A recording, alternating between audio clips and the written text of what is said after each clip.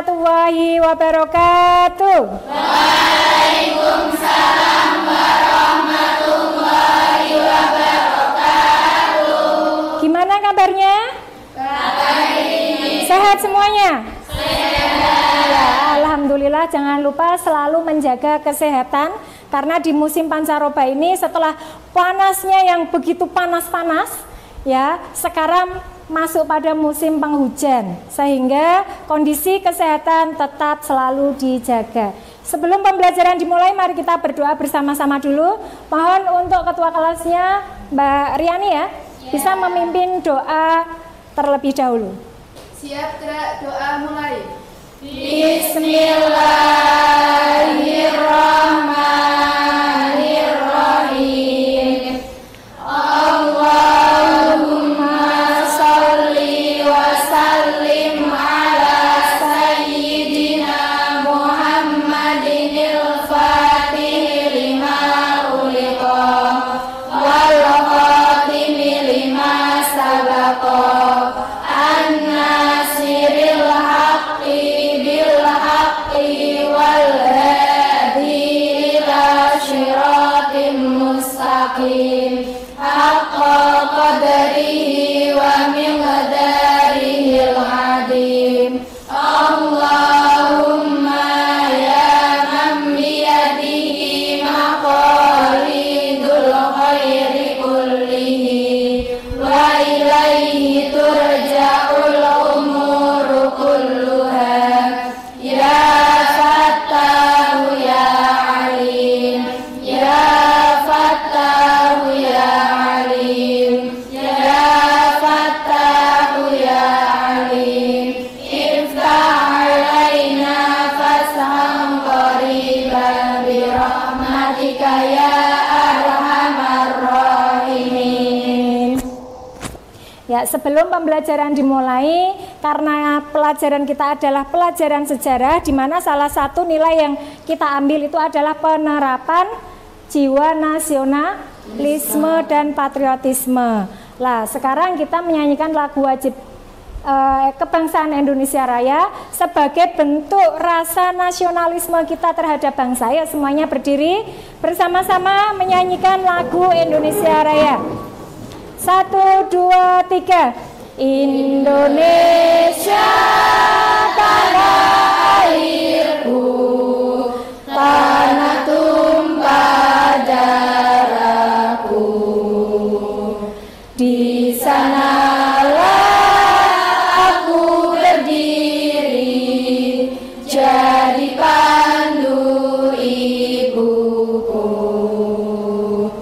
Indonesia kebangsaanku, bangsa dan tanah airku, marilah kita berseru,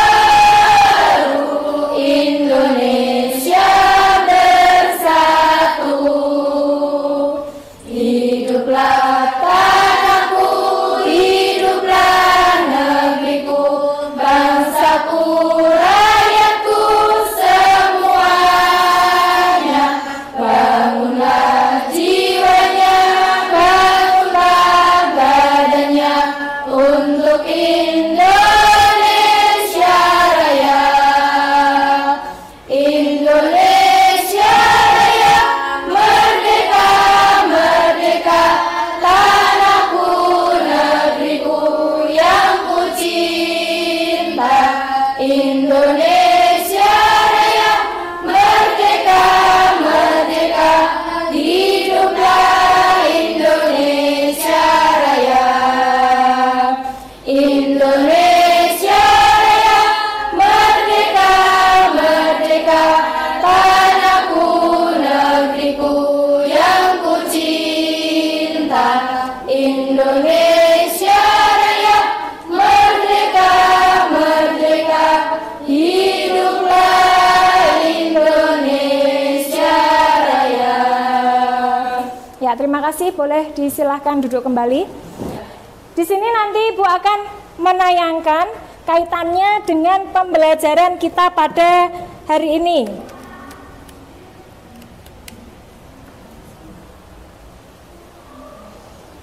Nanti saya akan menyampaikan tujuan pembelajaran kita pada pagi hari ini ya, yang dimana kita materi kita itu teori masuknya ajaran Islam di Indonesia.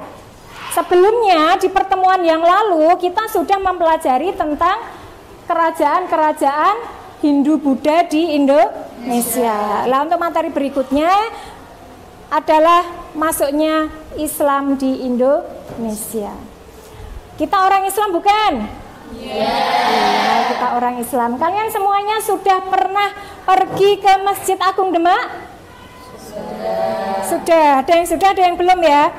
Ya, yang belum nanti pada saat liburan pondok kalian semuanya bisa melihat peninggalan-peninggalan yang bersejarah tentang Islam.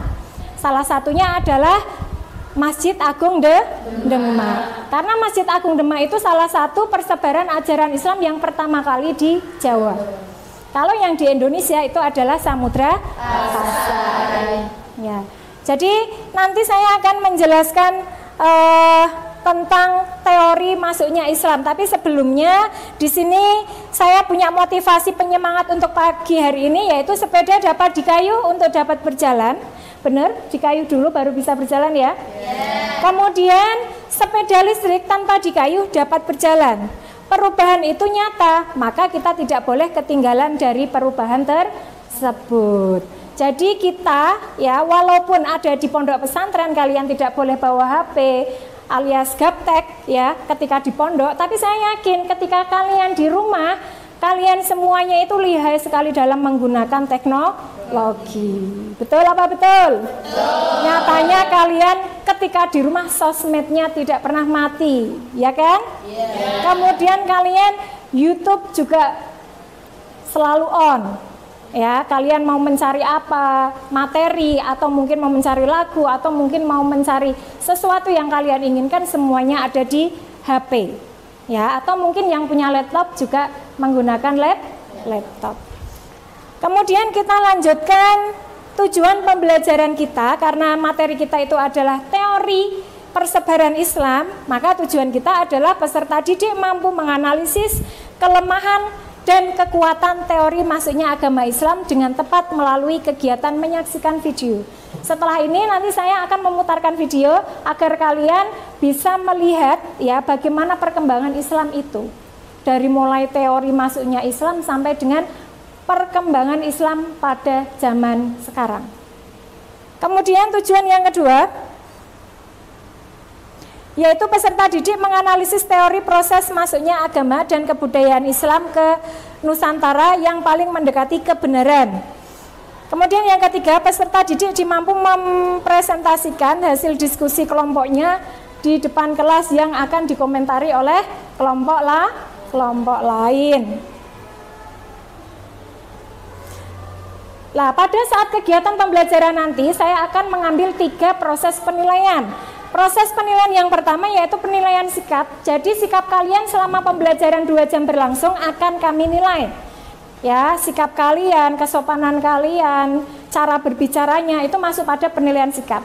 Kemudian yang kedua yaitu penilaian keterampilan. Penilaian keterampilan itu nanti akan diambil dari ketika kalian mulai berdiskusi, keaktifan kalian di kelompoknya masing-masing, kemudian saat kalian maju presentasi. Dan yang ketiga yaitu penilaian pengetahuan. Ya, di mana penilaian pengetahuan ini nanti akan saya berikan soal untuk mengukur kemampuan belajar kalian. Ada yang mau ditanyakan? Tidak. Kalau tidak, kita langsung saja saya putarkan film.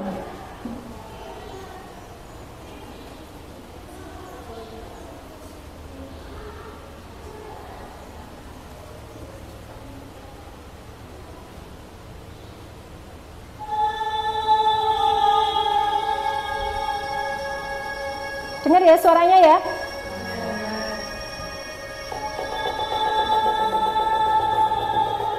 Selamat datang kembali di channel. Indonesia adalah negara dengan mayoritas penduduk Islam terbanyak di dunia, sekitar 229,6 juta jiwa atau 87,2% penduduk Indonesia memeluk agama Islam. Dikutip dari Detik.News, Ketua MPR RI Bambang Susatyo mengungkap data Global Religious Budget menunjukkan pada tahun 2020 penduduk Islam Indonesia mencapai 229,6 juta jiwa atau 87,2% dari total penduduk Indonesia dan 13% dari populasi muslim di dunia. Namun walaupun begitu, Indonesia tidak menerapkan sistem pengajaran Islam layaknya negara-negara lain yang mayoritas penduduknya beragama Islam.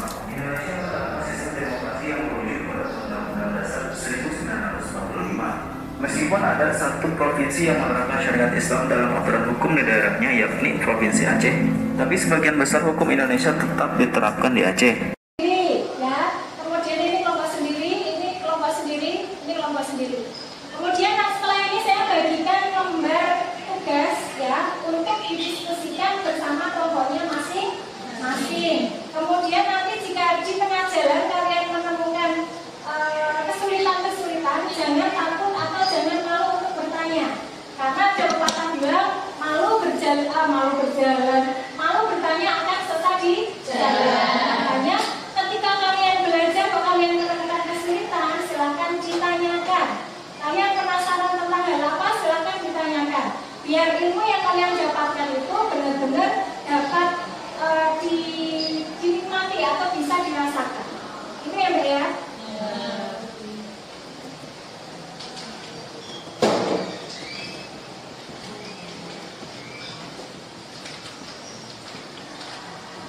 Untuk diskusinya, langkah-langkah untuk berdiskusi, silakan kalian bisa dibaca yang ada di LKPD yang sudah Ibu bagikan.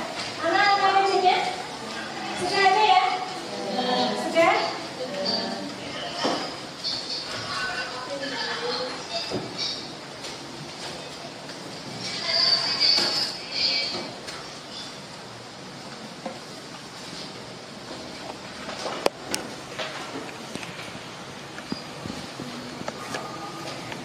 Ini untuk kelompok teori ya, kemudian yang ini yang Arab.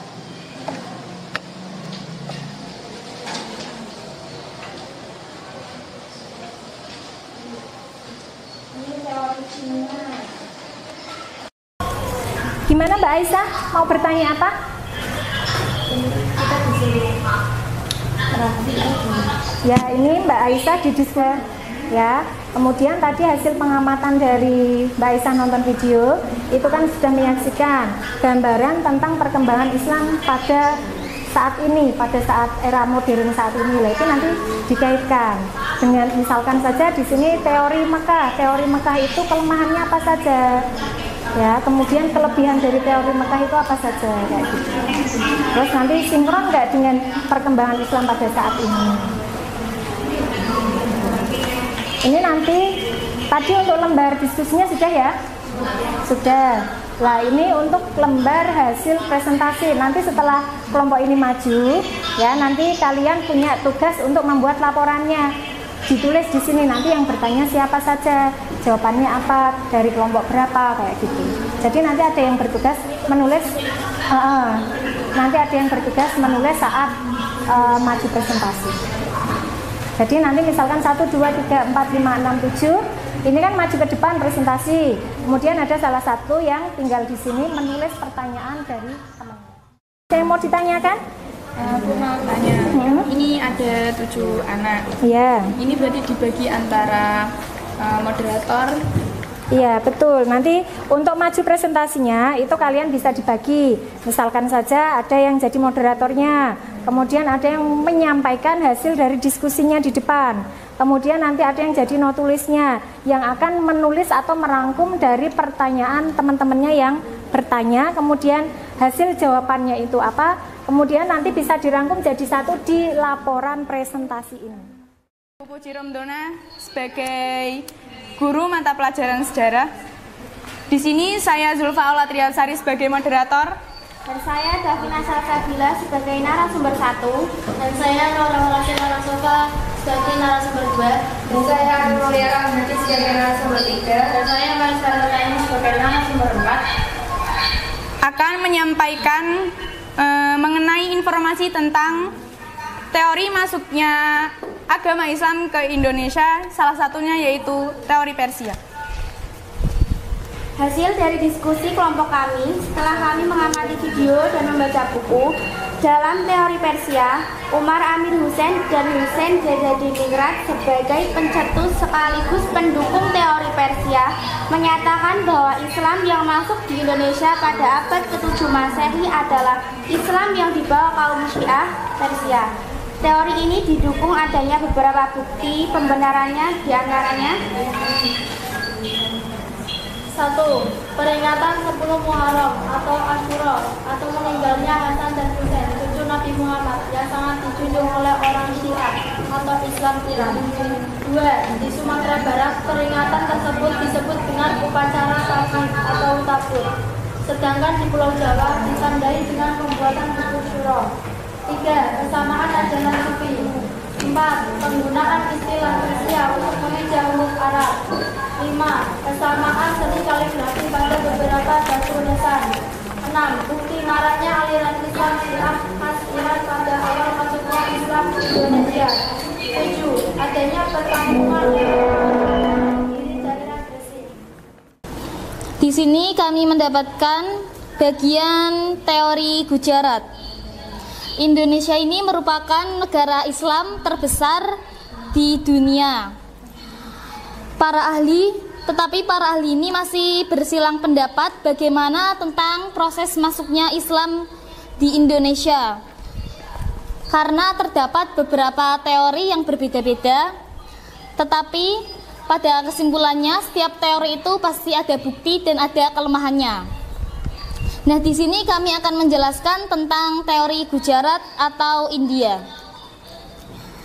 Tokoh yang mendukung teori Gujarat ini merupakan ilmuwan Belanda seperti Piet-Nepel. Agama Islam di Indonesia ini dibawa oleh orang-orang Arab yang tinggal sudah lama di India atau Gujarat. Mereka datang di Indonesia melalui jalur Selat Malaka pada abad ke-13 Masehi, yang mana mereka bertujuan untuk menjalin hubungan dagang kepada masyarakat di Nusantara ini. Ilmuwan Belanda berpendapat bahwa hubungan dagang Indonesia dengan orang Gujarat telah berlangsung lebih awal daripada dengan orang-orang Arab. Nah, setelah masuknya teori Gujarat ini, kerajaan Islam pertama di Indonesia dibangun, yaitu kerajaan apa? Ada yang tahu? Kerajaan Islam pertama di Indonesia? Ya benar sekali. Lanjut. Ya, silahkan nanti kalian langsung bisa menjawab. Ya, bisa dijawab di bukunya masing-masing. Ya, kalau misalkan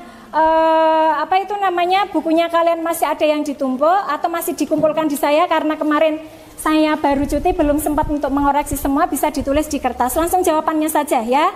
Nanti dikumpulkan untuk bahan penilaian atau mengukur kemampuan kalian dalam memahami materi hari ini.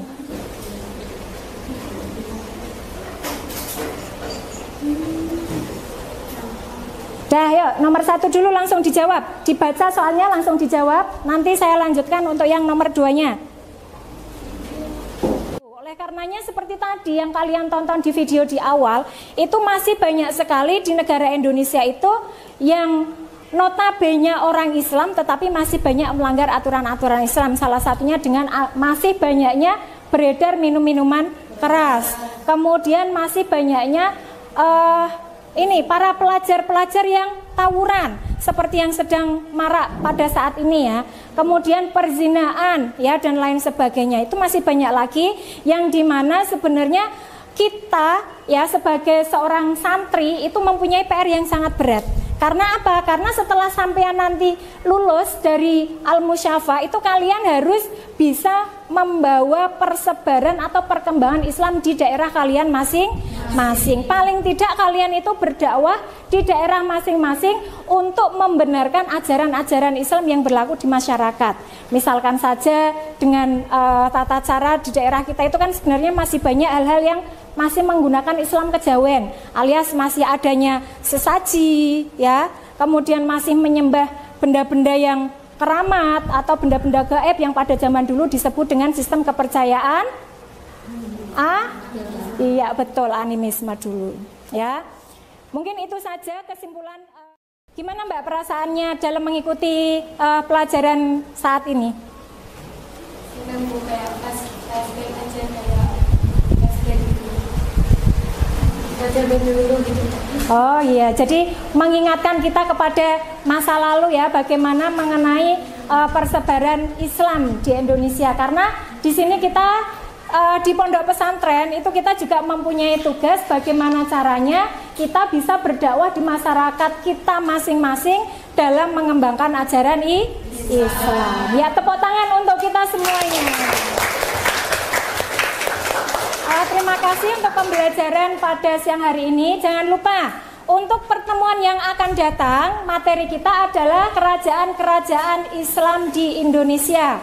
Yang tadi sudah kalian ketahui bahwa kerajaan Islam yang pertama kali di Indonesia diawali dari kerajaan Samudrapasa. Jangan lupa materinya dibaca terlebih dahulu. Mungkin itu saja yang dapat saya sampaikan. Kurang lebihnya Ibu mohon maaf yang sebesar-besarnya. Setelah ini kalian bisa langsung pulang karena sudah tidak ada pembelajaran lagi. Sekian dari Ibu. Wassalamualaikum warahmatullahi wabarakatuh. Belum berdoa, ya berdoa dulu dipimpin. Bismillahirrahmanirrahim.